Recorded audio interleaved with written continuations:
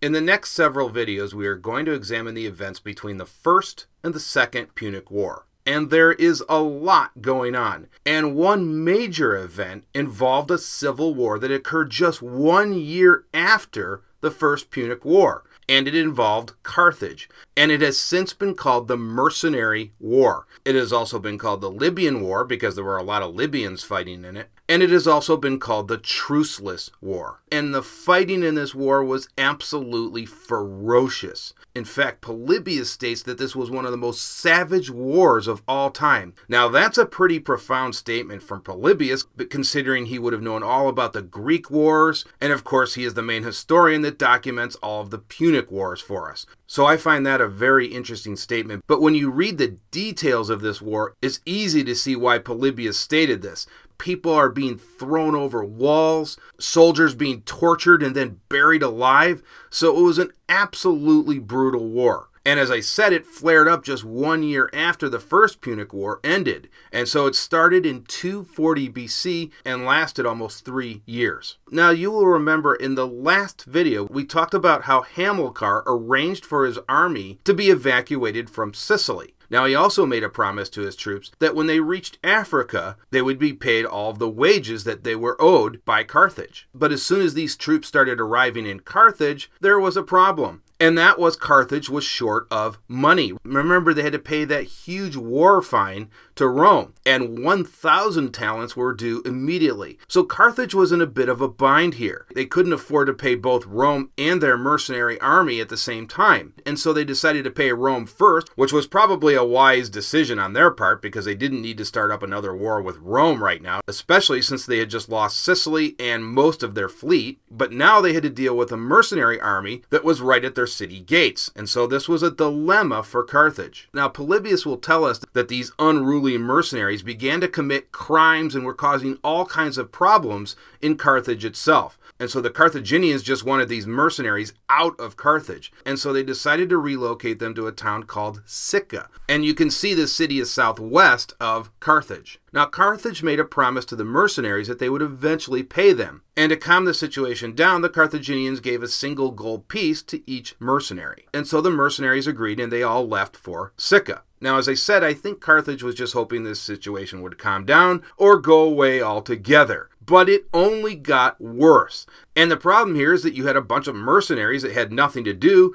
And what are they going to do with nothing to do? Well, they complained about all of the wages that Carthage owed them. And so they decided to work out a new amount that Carthage owed them. And what did they do? Well, they didn't round the number down, they rounded it up. And all of a sudden, they came up with a much larger number than Carthage originally owed. And so now the negotiations were in an impossible situation. There was no way Carthage could pay this off when they already had to fork over 1,000 talents to Rome as the first installment of their war indemnity. Now, Polybius takes this opportunity to criticize Carthage for hiring mercenaries. And he basically says, this is what you get, Carthage, for hiring these barbarian mercenaries who have no education or no rule of law. This is what you get. Well, we must remember, though, that many of these mercenaries had fought almost their entire professional careers for Carthage, and many of them had fought the last 23 years in Sicily, fighting in the First Punic War. So what were they going to do now? Many of these soldiers would have been in their middle ages by now, so it wasn't like they were going to start a new occupation and become a farmer or a candle maker, who knows what.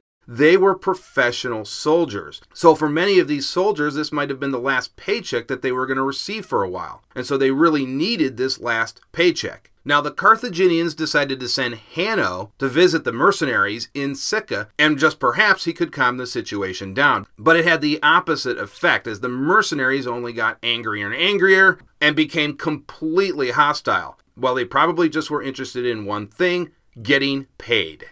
Now, these mercenaries came from all around the Mediterranean. You will remember that Carthage recruited their army units from all over the Mediterranean. So there were Libyan contingents, there were Iberians, there were Celts, there were Sicilian and Italian mercenaries, all kinds of different nationalities. But the bulk of these mercenaries were Libyans. They made up the largest unit. And one thing Polybius indicates is that this made it very difficult to try and negotiate with these mercenaries because they spoke so many different languages. And so that caused a problem almost from the beginning. The other problem is that the mercenaries did not trust Hanno at all, because remember, Hanno had been opposed to fighting the war in Sicily from the get-go. He always favored peace with Rome, not war with Rome, like Hamilcar Barca. And so they had absolutely no respect at all for anything Hanno promised. And so finally the negotiations broke down completely, and this 20,000 strong army marched towards Tunis, which you can see right here on the map, and you can see just how close that is to Carthage. And so they established a camp right outside of Tunis. Now, you will remember from previous videos, I talked about how the average Carthaginian citizen wasn't interested in fighting. They were more interested in looking at their bank accounts, but it just wasn't in their blood to fight. And of course, that was very different from the average Roman citizen who loved everything war and everything military. Now, that seems like quite the contradiction in that Carthage produced two of the great generals in history in Hamilcar and Hannibal Barca. So as I said, the average Carthaginian citizen just didn't want to fight. And so that is the main reason the Carthaginians hired mercenary armies. And so this was a big problem with their 20,000 strong mercenary army turning against them, because the citizen army of Carthage was really not up to the task of fighting these guys. Remember, these were hardcore soldiers that had been trained by Hamilcar Barca. So Carthage was absolutely terrified that they had no way of dealing with this mercenary army that had rebelled against them. So all Carthage could do at this point was send more and more embassies to assure the rebels that they would meet all of their demands. Now the rebels, for their part, kept coming up with new and new demands, and some of these were absolutely outrageous. But again, the Carthaginians simply had no choice but to agree to whatever demands the rebels made, because they were in no position, at least at this point, to try and take on the rebels. But in reality, Carthage simply had no way to meet all of the demands that the rebels were making. Now, despite all of this, the Carthaginians decided to still try and reason with the rebels. And they basically decided to pay the original amount, hoping maybe that this would calm the situation down. And they decided to send a new general by the name of Gisco, because the rebels absolutely would not deal with Hanno. Now, you might ask, well, why didn't the Carthaginians send Hamilcar? After all, he had been their commander in Sicily. Well, the rebels didn't exactly trust Hamilcar either, because remember, Hamilcar had promised the mercenaries that they would be paid once they reached Carthage. And of course, when that didn't happen, Hamilcar also fell out of favor with the mercenaries. So Gisco arrived at Tunis with the money that was owed to the mercenaries. And he began to turn the situation around. And so he started paying the mercenaries off unit by unit. But then things took a turn for the worse. Two rebels by the name of Spendius and Mathos decided to stir up the Libyans. Remember, the Libyans formed the largest contingent of the mercenaries. And basically what Spendius and Mathos said, that once all the rest of the rebels left to the other parts in the Mediterranean, the Libyans, who of course were right next door to Carthage, would bear the brunt of the Carthaginians' anger. And basically, Spendius and Mathos convinced the Libyans that they would be punished for all of the problems that they caused Carthage. And again, this would occur after the money had been paid to all of the rebels.